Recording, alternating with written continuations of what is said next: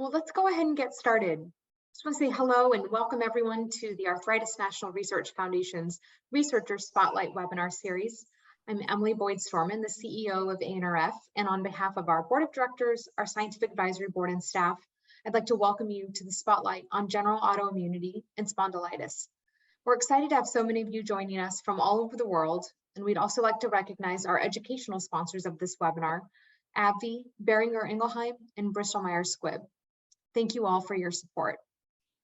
I'd also like to welcome our moderator for the discussion, Dr. Hal Hoffman. Dr. Hoffman is a professor of pediatrics and medicine at the University of California, San Diego, and a member of the ANRF Scientific Advisory Board.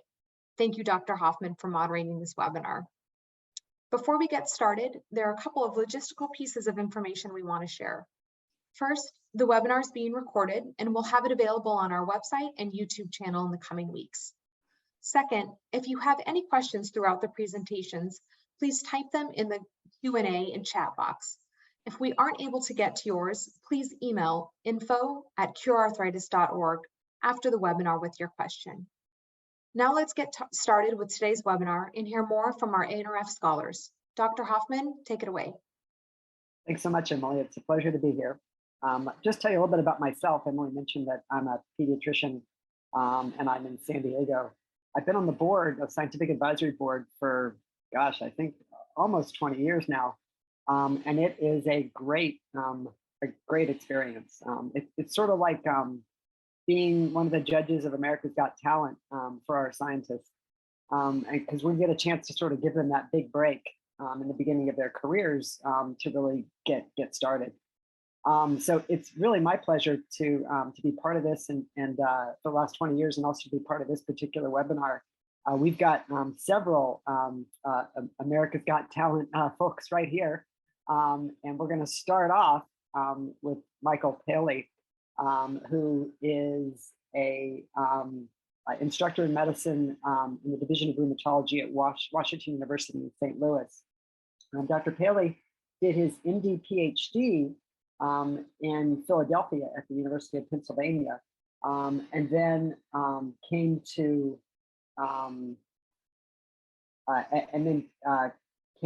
to Barnes Jewish Hospital to do his residency and fellowship in St. Louis, where he now is instructor of medicine. Yeah, he's going to talk about a particular interest of his. One of his interests is also, he's director of the Ocular Rheumatology Clinic, and we do know that rheumatologic diseases can sometimes lead to eye disease. So go ahead, Michael, tell us about what you're doing. Thanks very much for that introduction, and that's a perfect segue. So, all right, so yeah, I direct the Ocular Rheumatology Clinic, and one of my interests is in ankylosing spondylitis and HLA-B27. And so in the Ocular Rheumatology Clinic, we often will see a case similar to this one. So a patient will come in because she developed pain and redness in her eye, and she saw an ophthalmologist. And the ophthalmologist recognized that the patient had developed uveitis, and sends several lab tests, one of which comes back positive for HLA, which is the HLA-B27 lab test. And so they refer the patient over to us. So when she's seen in clinic, she complains of pain and stiffness in her low back earlier in the morning. That's better with activity. And we get x-rays of her pelvis that show damage in her sacroiliac joint. And so for us, this is a very straightforward diagnosis of ankylosing spondylitis. But what is more challenging is when she asks us the question, well, I know HLA-B27 is a gene and I have it, so are my kids going to get this disease too? And we don't have a great answer to this question, but this is what drives us and my career now in setting up my lab to help better understand and address this question moving forward. So we know that HLA-B27 has been linked to uveitis and ankylosing spondylitis for 50 years ago. And there's a strong overlap between these two different diseases. So here on the graph on the right, what I'm showing you is that over time, after your diagnosis of ankylosing spondylitis, you're more and more likely to have had at least one episode of anterior uveitis, such that your lifetime risk of having at least one episode is about 50%. And so our hypothesis is that by understanding how anterior uveitis works, we will better understand how ankylosing spondylitis occurs. So how is HLA-B27 related to these two different diseases? So HLA molecules are a way for which the immune system looks inside all of the cells in your body. So here in this cartoon, you have a protein that's made by the cell in the form of a chicken, and it gets processed like all proteins in the body by this machinery called the proteasome, and that chops it into little bits called peptides. And these peptides are loaded onto the surface of the cell by HLA molecules, HLA-A, HLA-B, and HLA-C.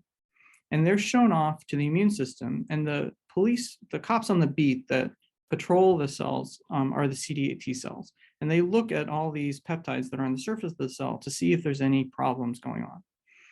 And so this is critically important when the cell becomes infected with a virus. So these proteins get chopped up into tiny little viral peptides, and the viral peptides are put onto the surface of the cell. And so these CD8 T cells recognize that.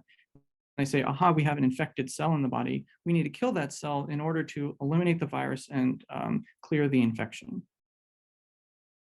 So this is a really complicated process because the cells have to differentiate or figure out between what are viral peptides versus self-peptides. And there's tons of different viral bacteria or bacterial peptides out in the universe. So how this works is that your body in development generates billions of different T cells, each with their own unique receptor called the T cell receptor that recognizes a very specific piece of the entire universe of possible peptides. So here I'm showing you a cartoon where you have this blue T cell and it recognizes this blue square peptide, whereas this orange T cell, it recognizes this orange circle peptide, and so on. And so in this way, your body can be prepared for whatever bacteria or virus you might get infected in the future. The system, of course, is not perfect. So there are peptides that are similar because of in their shape or in their sequence. And so these T cells mistake these similar peptides for the original peptide. And this is what we call molecular mimicry because these peptides mimic the originator peptide.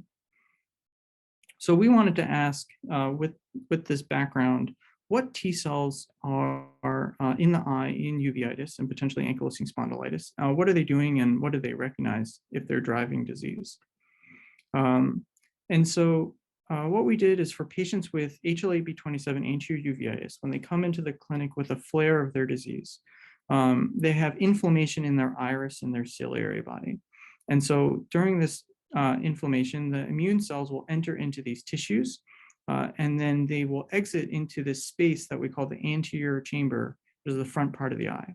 And so a skilled ophthalmologist can go in there and extract 2 to 4 drops of fluid and bring the cells along with them, which is several thousand cells, which we can then sequence and then figure out what types of T cells are actually in the eye of these patients. And what we found is that there's a specific type of T cell that's enriched in the eye in HLA-B27 anterior uveitis, which is really rare in the blood, so that it's 10 to 100 times more concentrated in the eye than in the blood, which is very suggestive that it's related to the disease process. And in addition, these T cells that we find in the eye are actually very similar to other studies where they look at T cells in the joints in patients with ankylosing spondylitis. So you have the same type of T cell that's in the eye and in the joint across patients, across tissues that really I think that is probably driving or amplifying the disease process. So we wanted to ask the question, well, what do these T cells actually recognize in uveitis and ankylosing spondylitis, or what are they responding to? So funding from the Arthritis National Research Foundation allowed us to enter this multi-institutional international collaboration with Chris Garcia at Stanford University, Jerry Gillespie and Andrew McMichael at Oxford, and then my mentor Wayne Yokoyama at WashU in St. Louis. And so what the Garcia lab had developed was a platform that allowed us to take a T cell and screen all the universe of possible peptides to see what that cell might recognize. And what we found from that work is actually the T cells from HLA-B27 anterior uveitis and ankylosing spondylitis as well actually recognize a bacteria from peptide from bacteria. And in what looks like a case of molecular mimicry, they also appear to respond to different peptides that are from humans in the human genome, some of which may be expressed at very high levels in the tissues that are inflamed, like the iris and the ciliary body that I mentioned before. And so how we think this disease works is that potentially you may have developed a normal immune response to a bacteria, but in the case of our patients, these T cells unfortunately recognize peptides from humans, and this may be a component in terms of why they developed this unhealthy autoimmune disease. So getting back to our patient and her question about what we're going to do with her kids. So we already know that she's diagnosed with ankylosing spondylitis. And let's say hypothetically, we also find that these T cells that are associated with the disease are in her body as well, which we would predict. What we think about moving forward is that we could potentially test her daughter and her son for these same T cells. And let's say hypothetically her daughter does not have these T cells, then we would predict that she has a very low risk of developing ankylosing spondylitis. And we can provide a lot of reassurance in terms of her moving forward. However, her son, on the other hand, may have these disease T cells already circulating in his system. And so we would say, okay, now we're really concerned. He may be at very high risk for developing the disease, so we should watch him closely, and maybe we can intervene sooner in the disease process so that we can have a better quality of life. And this could also, in the future, provide opportunities for us to develop therapeutics to actually prevent the development of disease. So with that, there's a lot of people to thank that go into this type of work, particularly at WashU, such as my mentor, Wayne Yokoyama, our collaborators across the globe, like Chris Garcia, Jerry Gillespie, and Andrew McMichael, our funding, particularly from the Arthritis National Research Foundation, and of course, our generous patients that contributed to this work that allowed, basically altruistically, that allowed us to understand the disease and potentially help future patients. All right, that's it. Thanks very much.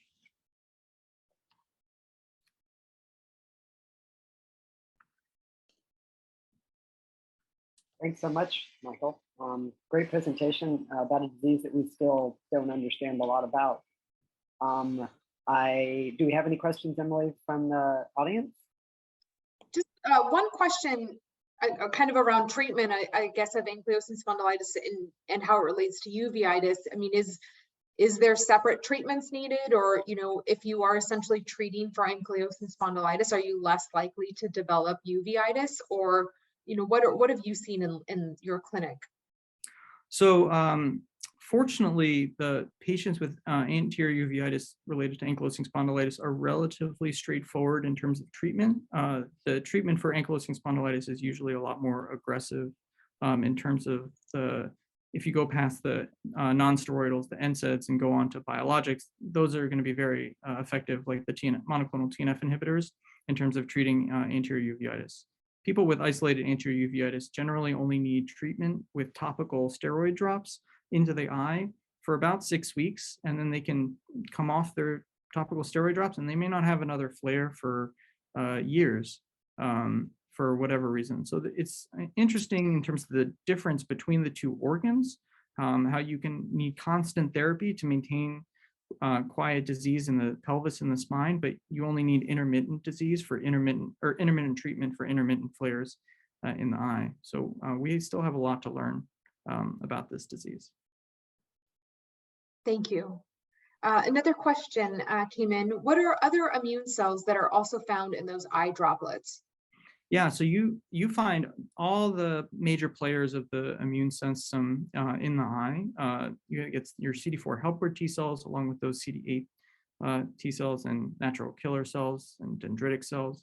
We're trying to tease out all the different contributions of all those different cell types in that potpourri of inflammation and see if that can lead us to better understanding. There was another group that did notice that there was more dendritic cells in the eye in HLA-B27 uveitis compared to other forms of uveitis, and we find that as well, which is nice and consistent that across the globe we have similar findings. Fantastic, thank you. One more question for me. So is there something to be learned from the patients that are HLA-B27 positive but never get a problem like this? Yeah, so that's actually what one of the things I want to do moving forward is actually it's because HLA-B27 is only, somewhere between 4 and 8% of the general healthy population, they're a little bit harder to find, but we've actually, with funding from the ANRF, been able to screen 200 healthy individuals to find, a handful of HLA-B27 positive healthy individuals and start there and see, do these people also develop these disease-associated T cells, or are they absent in these people? And if they do develop the cells, are they somehow different in some way than the people that develop ankylosing spondylitis? And those are the questions we'd really love to address moving forward. Great. Thanks so much, Michael. Great presentation. Good questions also. Thank you. It's time to move on to our next presenter. The next presenter is Dr. Tam Quach. She did her PhD in Rochester, New York, and is currently an assistant investigator at the Feinstein Institute. Her life's work has really been involved with trying to understand the basic mechanisms of autoimmunity, and so she'll be talking about B cells and how they behave when they're in patients that are being treated. Take it away, Tam. Thank you very much for the introduction, and thank you very much for inviting to these meetings to share our new and most recent data. So today I will share with you our new exciting data on autoimmune patients treated with TNF inhibitors.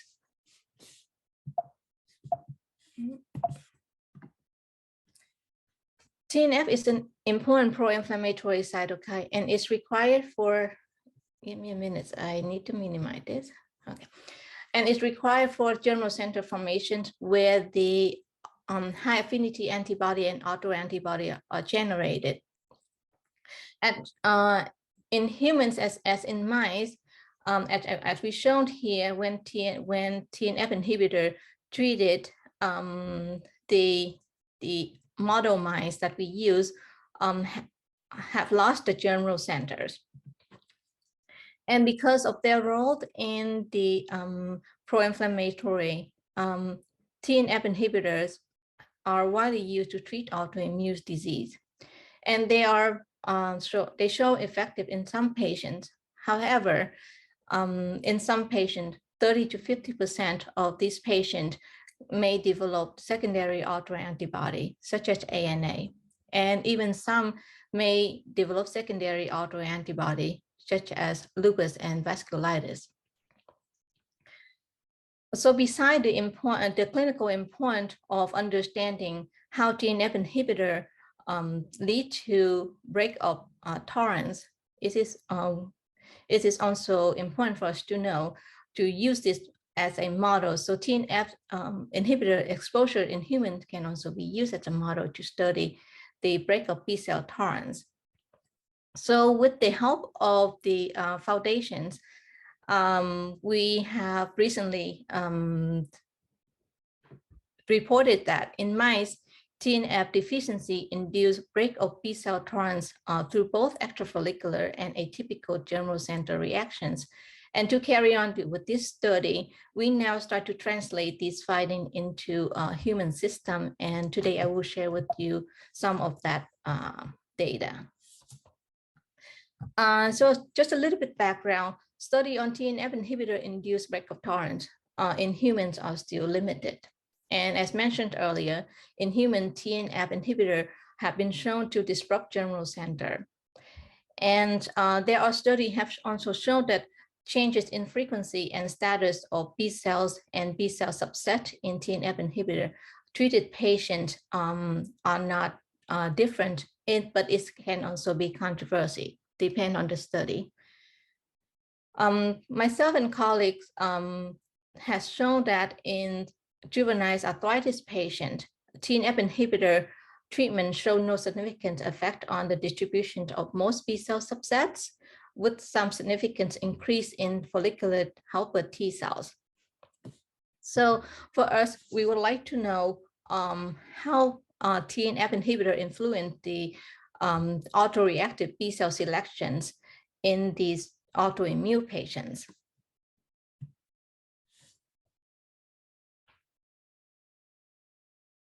And to study this, the effect of TNF inhibitors on the bridge of B-cell tolerance, our long-term goal is to understand the TNF inhibitor effect on B cells and T cells, and also how that affect the selection of B-cell repertoire. So today, I would like to share with you some of the data on the status of B cells and B cell subset, especially autoreactive B cells on patients before and after treatment. And also some data on the B cells, the B cell receptor signaling associated molecules in B cell subset. Thus far, we have recruited 60 patients to this study. Majority of them are diagnosed with RA.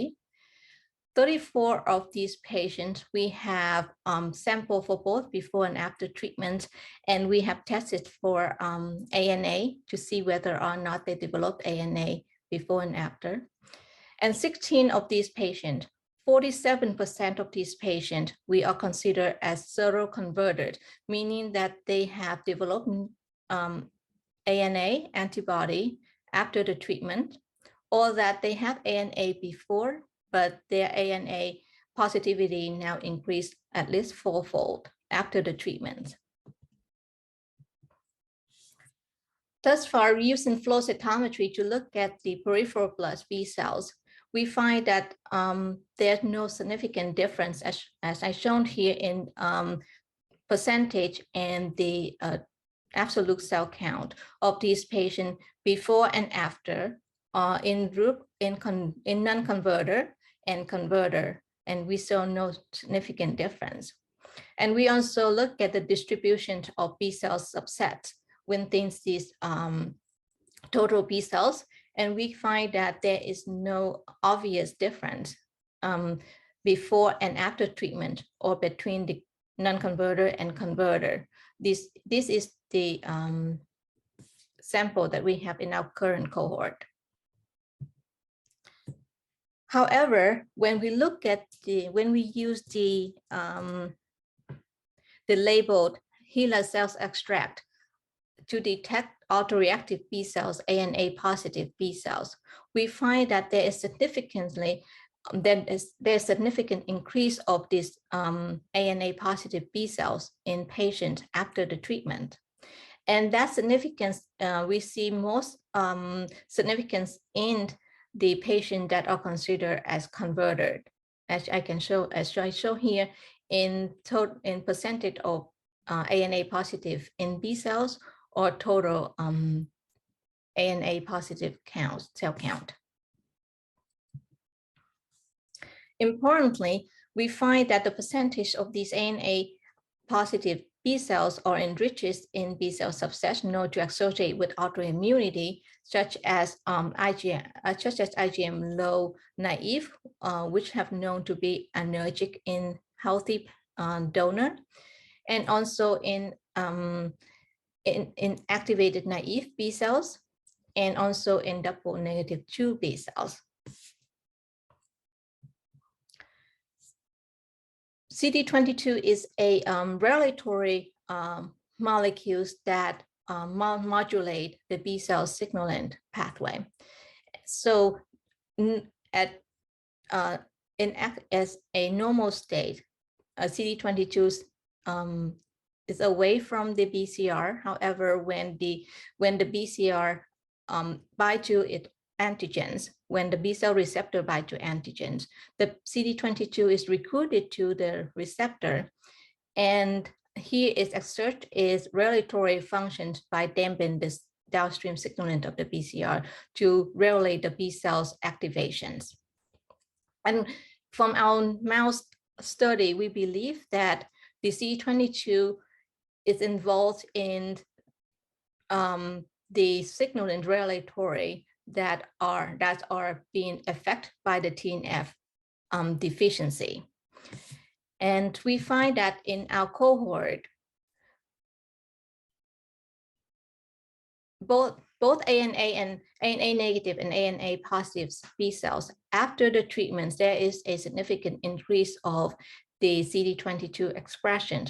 However, the most significant changes that we see is within the ANA positive cells that are after the treatment. So thus far, I have shown you that similar to previous report, we showed that 40% of our recruited patients is considered a seroconverter, and that there's no significant change to the B cells treatment to B cell subsets and B cells population after the TNF inhibitor treatment. However, the percent of autoreactive B cells significantly increase in B cell population known to associate with autoimmunity. And that autoreactive B cells are also shown to enhance expression of the signaling regulatory molecule C22 upon the TNF inhibitor treatment. Therefore, this prompts us to the next study that we are doing right now with these patient sample is to investigate the signaling changes in these ANA positive cells after the TNF treatment to see how the TNF inhibitor affect the signaling molecules and lead to the change in the selection of autoreactive B cells. And with that, I would like to thank you. Thanks my mentor for helping me with this project, and the lab member, and of course, and the collaborator within the Fighting Institute and outside of the institute. And also, I would like to thank the foundation and the NIH for the funding that helped you for this project to move forward. And without patient donor, we would not be able to complete this project. So I appreciate very much for your contribution to the study. And with that, I would like to take any questions. Thank you so much. Excellent presentation. I think this presentation and the presentation before really show the where ANRF fits in, and that they really focus on studying patients and their diseases. And that's a really unique part of this organization, is really trying to get to the bottom of these diseases in patients.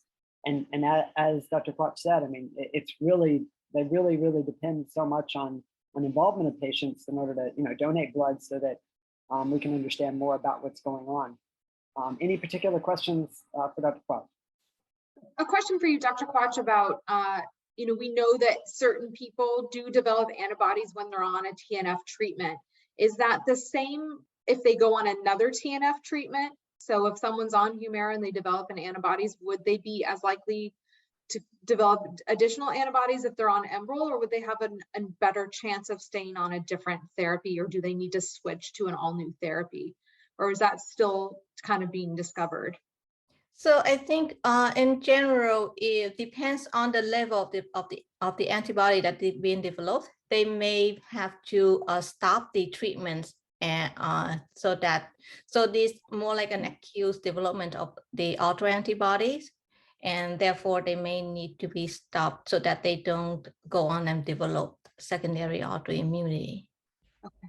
So it depends on the need. Thank you. Any other questions? I have one if there's nothing else. Go ahead, Dr. Hoffman.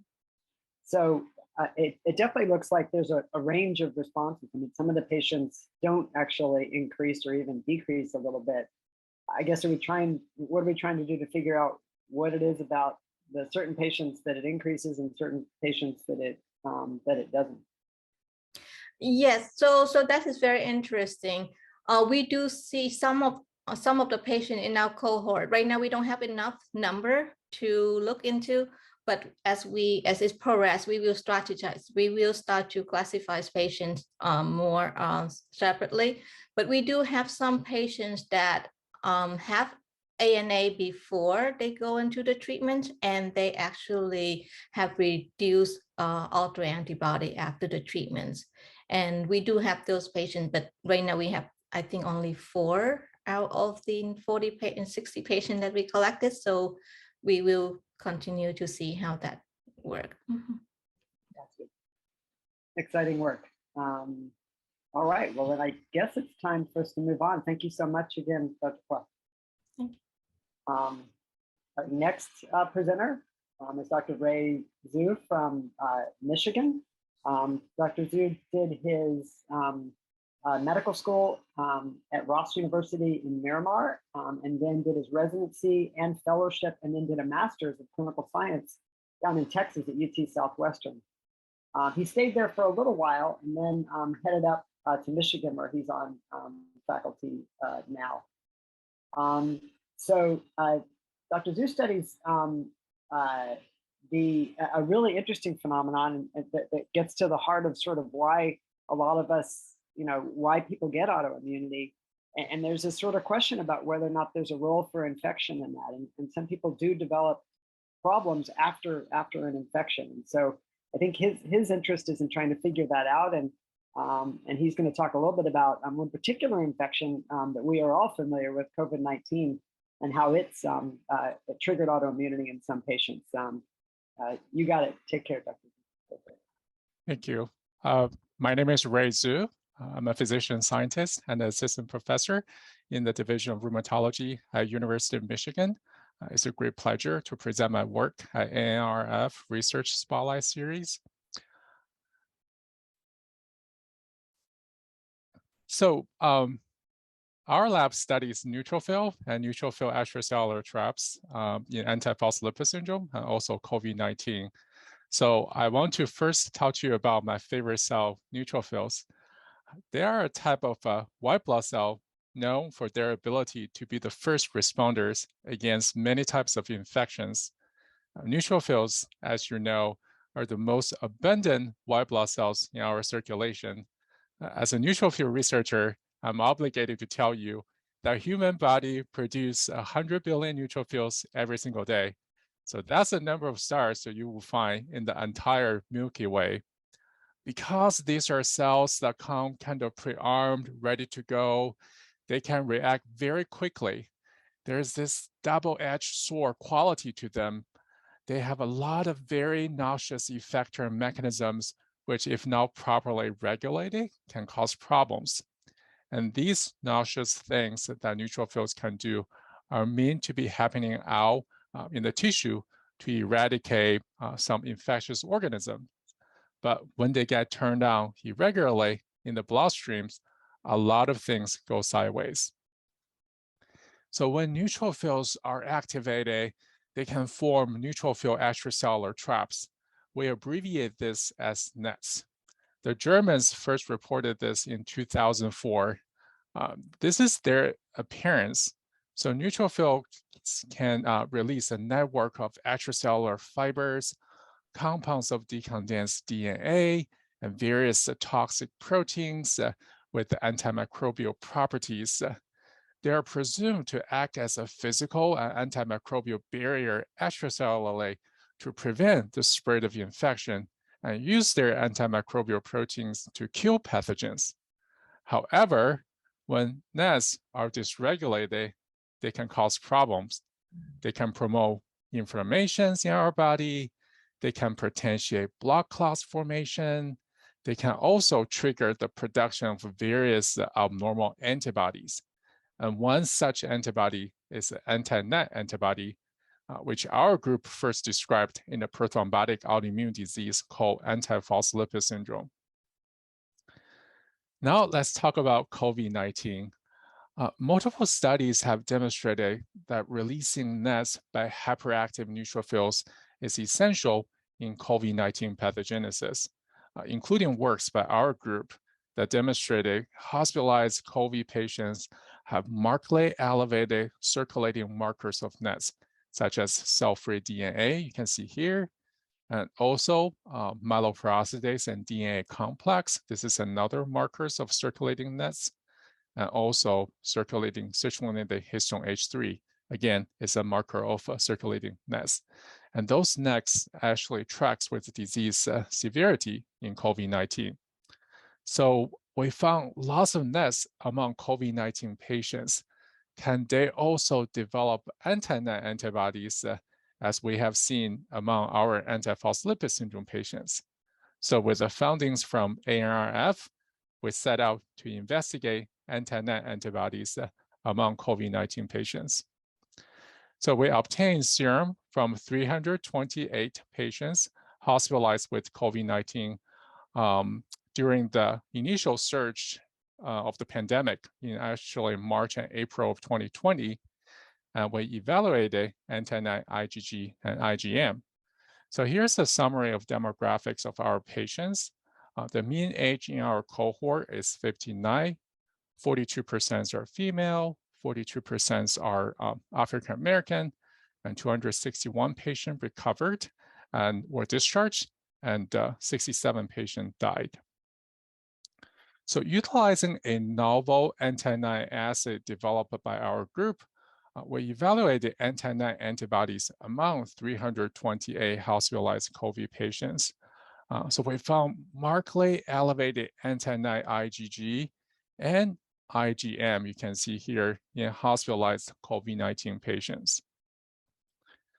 Clinically, levels of anti-NET IgG and IgM correlate with the D-dimer, which is a marker of a severe COVID-19.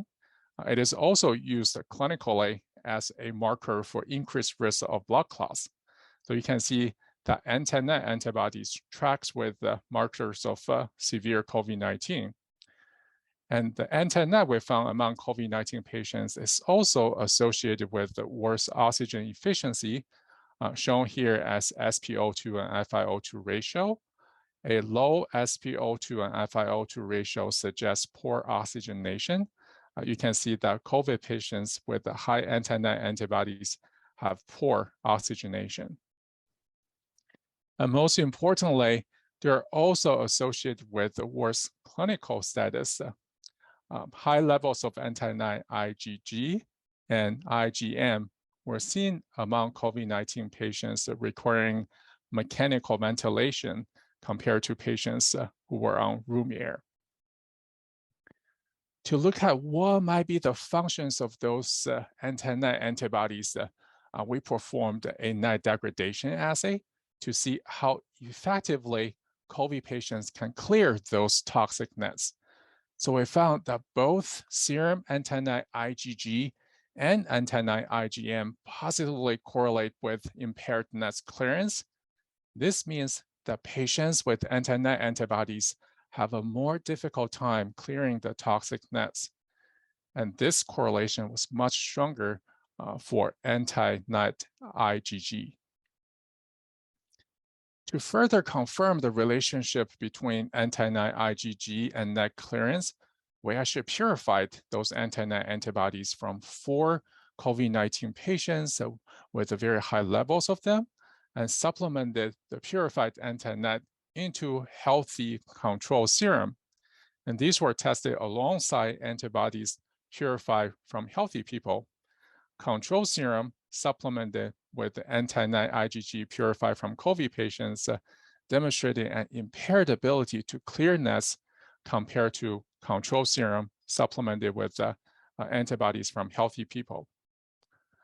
Taken together, these data suggest that high anti-NET antibodies shield the toxic NETs from being destroyed and produce a lasting noxious effect in the patient's body. In summary, high anti-NET IgG and IgM activities were detected among hospitalized COVID-19 patients. Anti-NET IgG, IgM track with the clinical parameters that associate with COVID-19 severity. And mechanistically, anti-NET antibodies impair the ability of serum to degrade NETs, thereby promoting blood vessel damage and potentiating inflammations.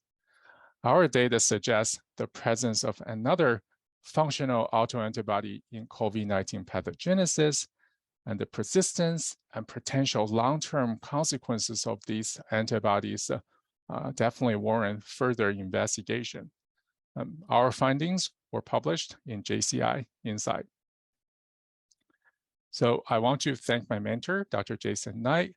I want to thank members of my lab, particularly Sherwin and Katerina, who have done a lot of work on this project. I also want to thank my collaborators, finally, I'd like to thank ANRF for supporting my career development and funding my research. Thank you very much. Questions? Great cartoon and great presentation. Thanks so much, Dr. Zuo. Are there questions right now? Yeah, a question for you, Dr. Zuo. We know that those who had some pre-existing conditions were more likely to be affected negatively by COVID and in most cases hospitalized. So was there any correlation between the higher kind of toxic nets with those that have pre-existing conditions, or did you just look at the patients that were hospitalized? So, our previous, we actually done work prior to this paper. Our group was actually the first group that demonstrated that presence of NETs are present among COVID-19 patients. Higher levels of NETs can potentiate complications for COVID patients. Again, majority of people, at least in our cohorts, they don't really have any underlying autoimmune disease that we know to have pre-existing NETs. So our data suggests that the infection itself can trigger the presence of NETs, and those presence of neutrophil extracellular traps can potentiate the development of toxic antibodies, which can be problematic. Absolutely. Thank you. So is there something special about COVID-19 compared to other viruses in terms of its ability to do this? I think we just pay much more attention, with the pandemics. And I think, what really drives this is a much more complex interplay between genetic predisposition, also historical antigen exposures, and hyperactivated host immune response in the setting of severe infections such as COVID-19. One interesting thing is we have seen that severe COVID-19 patients actually tend to have a heightened extrafollicular B cell response. And those extrafollicular B cell response usually we don't see in normal people. We see those in lupus patients. And many of them, have very similar B cell repertoire we're seeing among autoimmune disease patients. So we think that this antibody, may arise from a predominant extrafollicular B cell response, in the setting of a severe infection or triggered by the severe infection, which prone for them to generate autoreactive antibodies. Fantastic. All right. Any other questions for Dr. Zuo? How long do you think these these anti-net antibodies last? That's a good question. That's actually with the support of ANRF, we're hoping to answer that questions. The things that really want us, for us to know is we detect those antibodies during the acute phase of infections. How many of those people who recover from COVID-19 still have those pathogenic antibodies? What are those antibodies' role in promoting lung sequelae of COVID-19, which we see a lot, such as persistent fatigue, brain fog, all of those. I think, with the support of ANRF, hopefully we'll have an answer in the next year or so. Fantastic. Great. All right, I think we got to move on to our last but not least speaker. So Dr. Alex Tsoi is currently an assistant professor in the Department of Rheumatology and also in the Department of Biostatistics at the University of Michigan. Dr. Tsoi did his PhD at the Medical University of South Carolina in bioinformatics. And then did some postdoctoral training at the University of Michigan, where he currently is now. So Dr. Tsoi has a definite interest in the genetic basis of autoimmune disease, and I think that's what you're going to be hearing about today. All right, welcome, Dr. Tsoi. Yeah, thank you for the introduction. It's been my pleasure to share our work with you. And I think other speakers have set a foundation about how genetics could play an important role in different immune-mediated disease. So in the presentation, I'm going to mostly focusing on telling you about like how are we interpreting, how are we identifying, interpreting, and then the psoriasis genetics, and how we could use genetics to answer some of those potential clinical questions. To just give you some background information about psoriasis, is a chronic inflammatory skin disease with a complex genetic architecture, and it affects all the different ethnic groups. The prevalence rate varies from 0.2 to around 2.5%, depending on population of origins. It's estimated to affect over like 100 million people worldwide, and that includes like 4 million Americans. And each year, over 150,000 cases have been identified. So it does pose huge economic burden to the society and also the patients, and that have significant negative impact to those patients that have psoriasis. So the major questions that my lab tried to answer is to identify the components that make up the associated or cause psoriasis, and understand their potential roles. So there are like multiple different factors that have been identified previously. That includes environmental factors and also genetics. Previous study that based on twin study have estimated that the heritability for psoriasis around 60 to 70%. Okay, and then a technique called genome-wide association studies, which we call GWAS, have been developed over 10 years. They try to identify genetic variations that associate with the different complex traits that include psoriasis. Just give you some background information. In the human genome, we have around 3 billion base pairs. And for any two individuals, there would be around 0.1% difference, which corresponds to around 1 million base pairs difference. So the GWAS study works by looking for each genetic variation and identify the genetic variation that have the allele frequency being different between the cases and controls. And in our case would be psoriatic patients versus those that do not have psoriatic patients. And this cartoon just to illustrate that there's like two different genetic variations in here. And there's like the SNP3, the third genetic variation, shows a higher frequency occurring in the disease. And this high frequency does not observe in the control.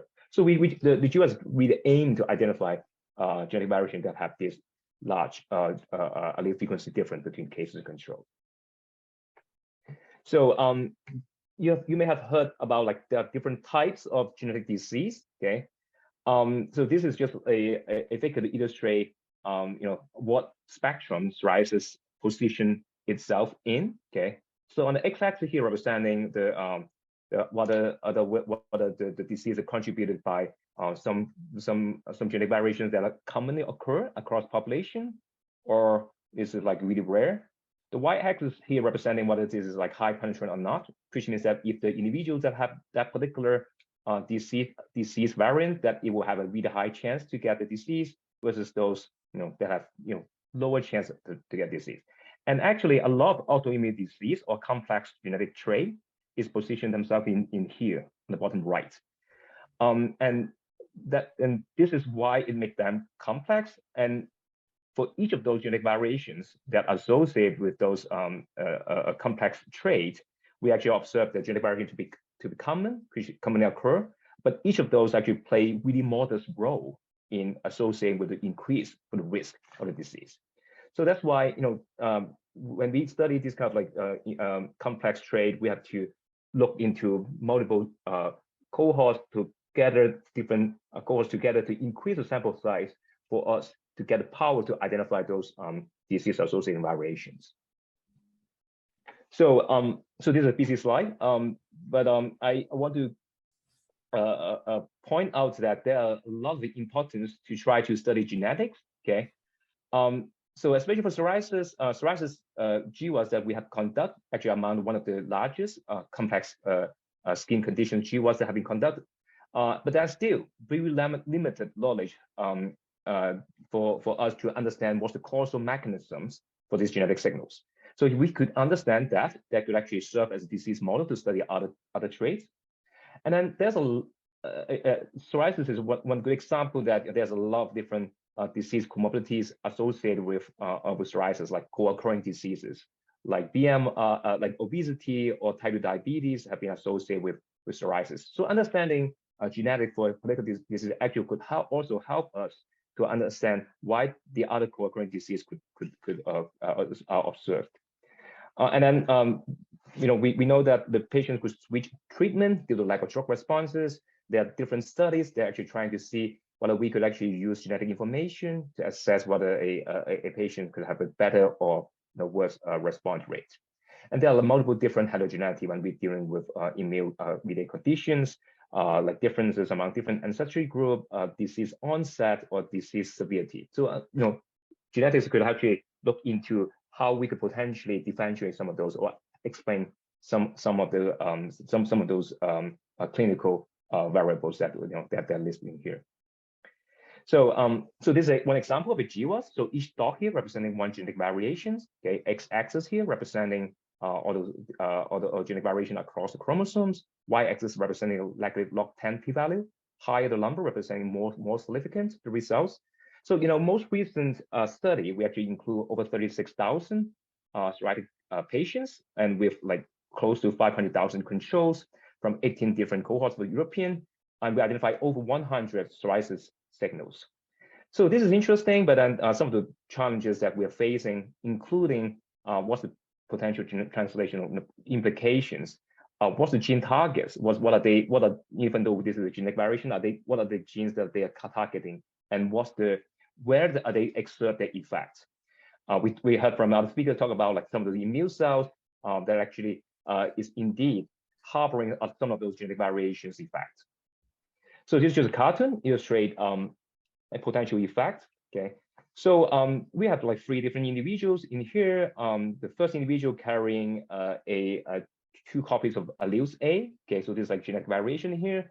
And the second individual actually carrying like we call it heterozygous. We could have 1 copy of allele A and then 1 copy of allele T, and the third individual actually harboring like 2 copies of allele T. Okay, so we actually find that a lot of genetic variations that are associated with psoriasis are overlapping with this area called regulatory region. Okay, so these regulatory regions actually could be bound by some transcriptional factors like a protein, and that bound by if a particular regions, if that regulatory region is bound by a transcriptional factor, the protein, it will actually affect the transcription rate of the genes. Okay, so this cartoon actually illustrates that for the individual that carrying both copies of allele A has a really good binding affinity for that proteins, and then you actually have a higher expression values. Okay, for the gene of interest, when comparing against like the individuals that carrying AT or TT.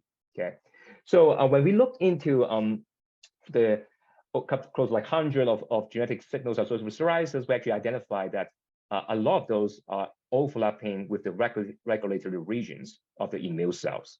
Okay, so they're like they do play regulatory effect.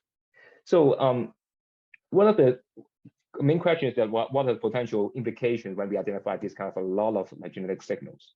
So for psoriasis, actually we know that psoriatic arthritis is one of the comorbidities for psoriasis, and most of those we call it PSA. So most of the PSA actually occur after psoriasis is diagnosed. Okay, and then so our motivation is that because the early symptoms could be subtle, if we could have like an early or earlier assessment for PSA, then we could actually screen the individuals, and then we could provide a more better management of the disease.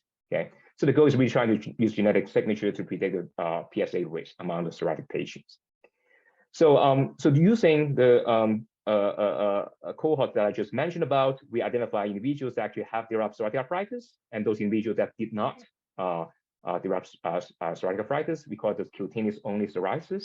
Okay, so we actually identify multiple different signals that are either PSA or PSC shared, or actually we identify a couple of signals that are different between the PSA and PSC, and we are using those differences, okay, to develop a computational model to try to assess the patient psoriatic arthritis risk. So this is, just a quick summary about what we have done. So we use machine learning approach to model the PSA risk using genetic information. And then the exactly here representing the top X% of the patients that predict to have psoriatic arthritis risk. Okay, among the top 10% of patients that predict to have a psoriatic arthritis risk, we actually could achieve like 98% of the precision. But and then if we kind of like loosen it the criteria a bit, looking at only the top 20% of our predictions, we actually achieve over 80% of the precision. So there's still a lot of work that need to be done, but we are really hopeful that when we combine genetic with even other more dynamic molecular information, we're able to further increase the accuracy. So with that, I would like to thank all my colleagues and all my funding agents. Thank you.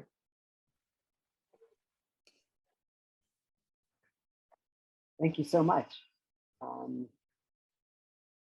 Great to understand a little bit more about the genetics of psoriasis. Are there questions? If not, I have some. Yeah, a question for you about, can we use this model, first of all, in psoriasis patients to determine their chances of developing other comorbidities besides psoriatic arthritis? So to develop, obesity or type 2 diabetes. That's my first question. And then my second question is, are we looking at this for can we use this model to look at other predispositions for other arthritis, like rheumatoid arthritis or osteoarthritis? Yeah, great question. So, so for the genetic signals, actually multiple different studies have been trying to develop this called like a polygenic risk score, try to combine genetic signals that are associated with a particular disease to assess the risk. The potential challenges would be how complex that trait would be. Okay, if that trait is actually contributed by thousands of signals and each of those have like really modest effect size, that we will need even larger sample size to identify those and also estimate this correctly and then to model it. And then to answer the first question, yeah, totally. One of the studies actually we are trying to achieve is to understand how would psoriatic patients could potentially develop other comorbidities that including like obesity or cardiovascular risk or even like type 2 diabetes. Yeah, but again, we need more sample size to achieve this, and also I think that's why we need a lot of collaborations, and then I think it's actually good to have like a good lab work.